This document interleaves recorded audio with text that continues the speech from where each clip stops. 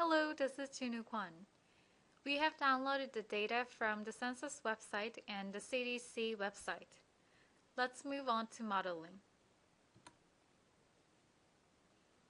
The data from the CDC website are pasted on the right side of the screen. I highlighted cells with 3 different colors because the age classification in the census data is different from the age classification in the CDC data. For the cells highlighted in light orange, we should get the average of the two. For the green cells, use the rates for each age group, as the classification is the same. It's all 5-year periods. For the cells highlighted in purple, we should use the same mortality rates for 2 age groups, because 25 through 29 belongs to 25 through 34. Also, at the same time, the age group of 30 through 34 belongs to the same group, 25 through 34.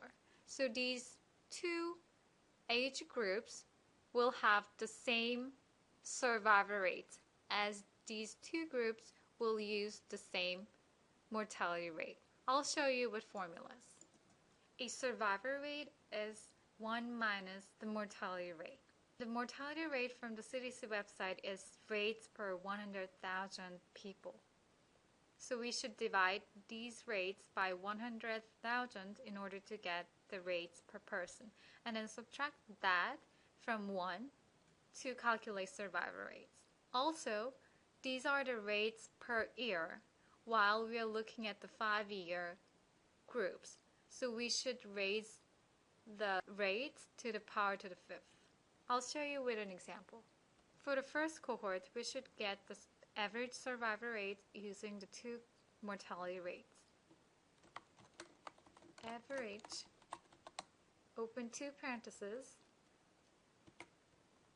and type 1 minus the first mortality rate divided by 100,000, close the parentheses, caret 5, comma, open the second parenthesis, 1 minus the second mortality rate divided by 100,000, close the parenthesis, caret 5, and close the big parenthesis. Hit enter. We now have the survivor rate for the very first cohort. For green cells, we don't have to get the average. We just need to refer to the appropriate mortality rate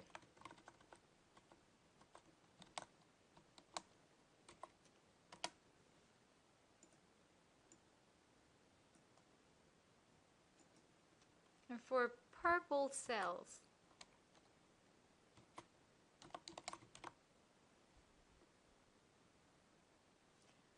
these 2 groups should use the same mortality rate.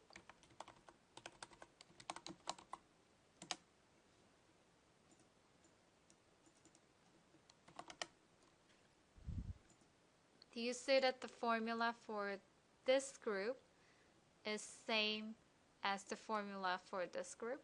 The formula doesn't change.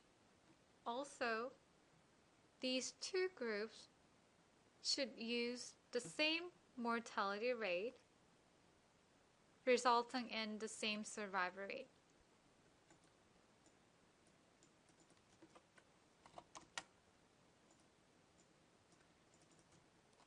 I will quickly fill out the remaining cells.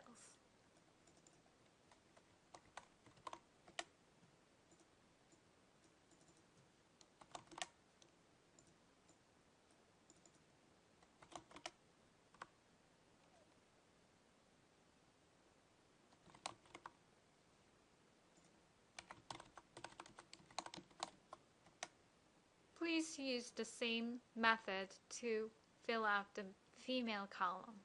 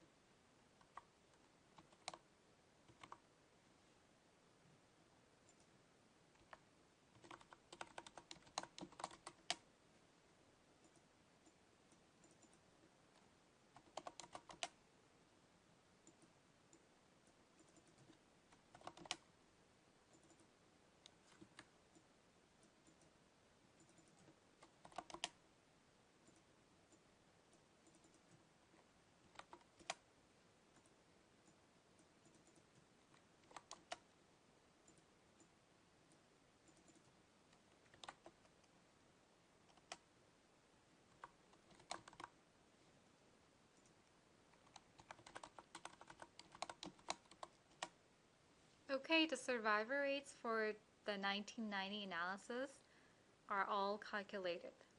For the 2000 analysis, use exactly the same method but with the different data. Let's move on to the fertility rate.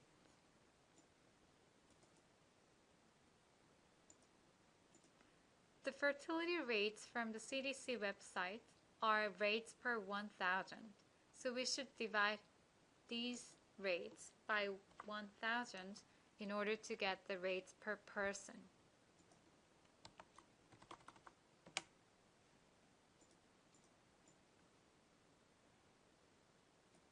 I don't have the reliable data for the group of 45 through 49-year-olds, so I'm not going to use that. Now let's use the female population and fertility rates in order to get the number of births for the period of 1990 through 1994. We can multiply the female population by that cohort's fertility rate by 5 to get the number of births for the 5-year period.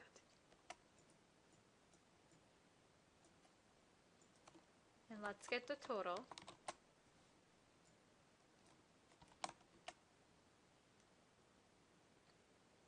The cohort component model means that a certain proportion of the previous cohorts at time t-1 will survive and be the population of the second cohort at time t. Before the very first cohort, we don't really have the previous cohort, right? This is the first cohort, so there is no previous cohort. So we will use this given ratios, the ratio of female births and the ratio of male births, and the total number of births for the 5-year period to get total number of male and female population for the very first cohort. So 51% of the total birth is assumed to be boys, and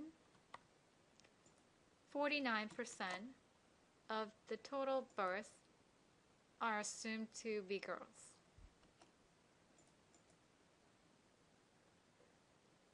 I will delete the decimals because 0.5% doesn't really make sense. And next, let's refer to the previous cohort population and the survivor rate of that cohort to get the population of the second cohort in 1995. Apply the same formula up to the group of 80 through 84.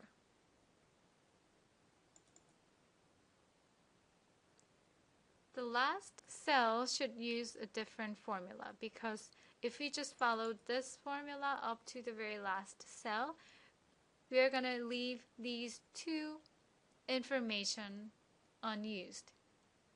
So for the very last group, male population in 1990 times that cohort's survivor rate plus the very last cohort's population in 1990 times that cohort's survivor rate. Female population can be estimated the same way. Multiply the previous cohort's female population in 1990 by the cohort's survivor rate.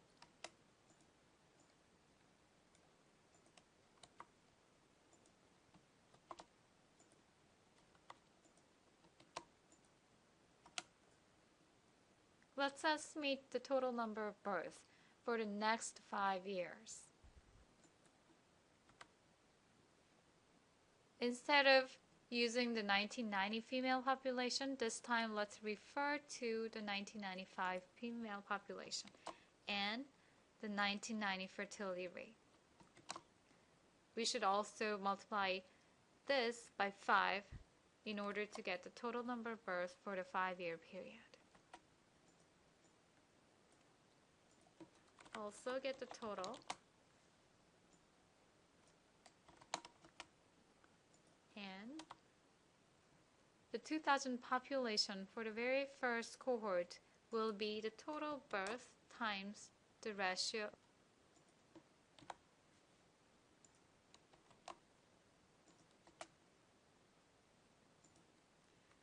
And then use the 1995 population and survivor rates here to estimate the 2000 population by gender.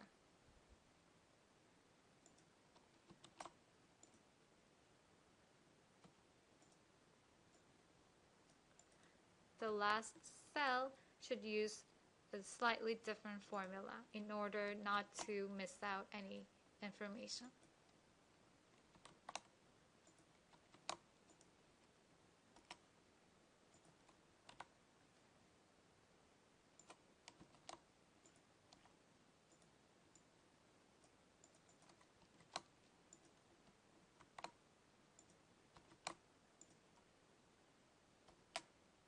According to our assumption, migration for this problem set is the actual 2000 population minus the estimated 2000 population. The difference is thought of as migration residuals.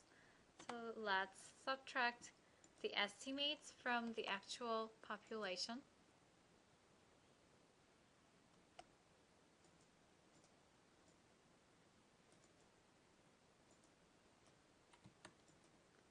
And for female, it's the same.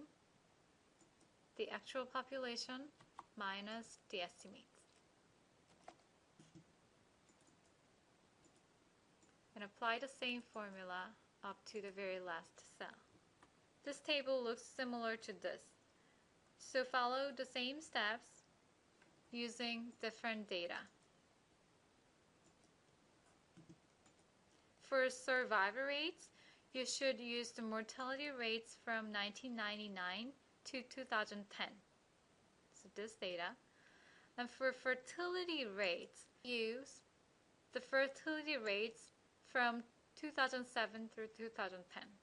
So the fertility rates for the 2000 analysis will be the same as the fertility rates for the 1990 analysis.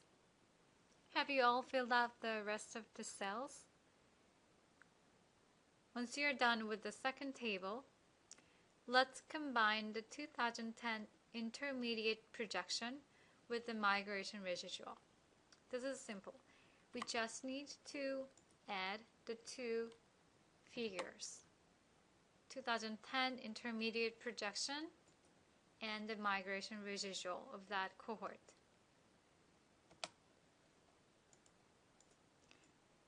And apply the same formula to the rest of the cells. Female is the same. 2010 intermediate projection for the first female cohort plus that cohort's migration residual will result in the projection with migration considered. And apply that to the rest of the cells. Okay, this is our result from the cohort component technique. Copy these figures and then paste it into the first table on the pyramid tab.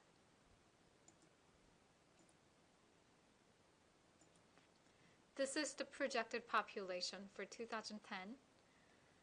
And I also downloaded the 2010 actual population from the census website.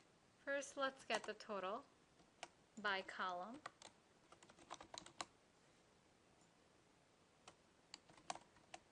And then figure out how precisely this cohort component model estimated the population for 2010.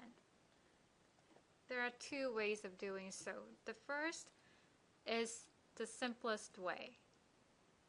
We can compare the total population from the cohort component technique and the decennial census and compare the two figures.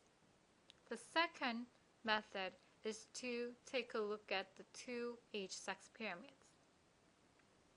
The total projected population from the cohort component model is around 800,000. And the total population from the decennial census is slightly less than that. Let's get the difference between the two. I subtracted the actual population from the projected population. And this figure is a positive number. That means the cohort component model overestimated the actual population. I'm not going to create ageS pyramids in this videos as all of you are familiar with those charts. Create two charts, one with this and another with this table, and then compare the shapes of the two ageS pyramids. That will answer question 3.